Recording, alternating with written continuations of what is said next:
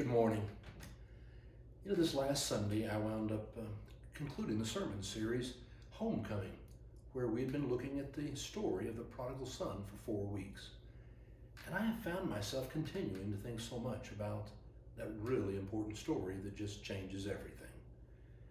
And I hope you've been thinking about it too. I hope it was a sermon series that maybe would lead you to be thinking about that important story about a son, a younger son who comes to his father, asks for his share of the inheritance, takes the inheritance and goes into a faraway country, and there he squanders it and makes a mess out of his life. And he loses everything. And then he has nothing, and he is starving to death, and he gets a job having to go out into the fields and to feed the swine. And then he comes to himself. And he makes the decision to go home, and I think that line that is so critical, when he comes home and says, "Father, I have sinned against heaven and before you, and I am no longer worthy to be called your son. Could you treat me as a hired servant?" To come home and accept responsibility. He made a mistake. He had been selfish. He took the money. He went and made poor decisions with it. He'd made a mistake.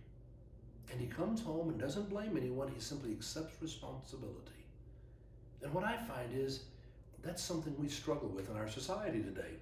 Accepting responsibility for poor decisions we made and for times when we've made mistakes or we have sinned. I was remembering a story I saw in the news one night. It was about a man who was suing Kellogg's over Pop-Tarts. Now, I like Pop-Tarts. I used to eat Pop-Tarts for breakfast all the time when I was younger. Get them, open them up, throw them in the toaster, boom, they pop up. It was something warm, it was something that was quick. I loved them. Well, this guy liked Pop-Tarts. He opened one up, went and put it into the toaster, pushed the toaster down, and then he left. He left the kitchen, he wasn't around, and he was gone for a while. Well, the Pop-Tart didn't pop up. No, it stayed down in the toaster and it caught on fire. And then it caught the toaster on fire. And then the toaster caught the house on fire. They had to call the fire department, and now they're out there trying to put out the fire. No, he had a major problem. And so he decided to sue Kellogg's because it was their Pop-Tart that didn't pop up and caught on fire and caused this fire in his home. Really? It was Pop-Tart's fault? He's suing Kellogg? Didn't bother to think about the fact he left the room for an extended period of time. No, it was all Pop-Tart's fault, all Kellogg's fault.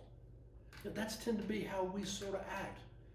If it wasn't so crazy and the fact that it happens so often, you'd look at this and just laugh at it. But we sue all the time because no one wants to accept responsibility for mistakes they made. And yet what we find in our own relationships when we accept responsibility and find the strength to say, "I'm sorry. I made a mistake. I was wrong. Can you forgive me?" It's amazing what that does for our relationships here on earth, but I know what it does with our relationship with our Creator.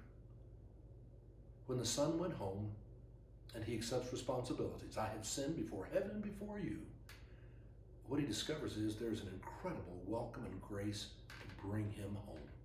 He was still a son. That's the gift we experience.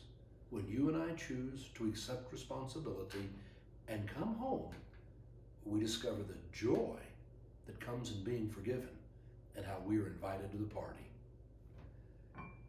I hope you and I will decide we can accept responsibility for the mistakes we make and find it in our hearts to ask for forgiveness.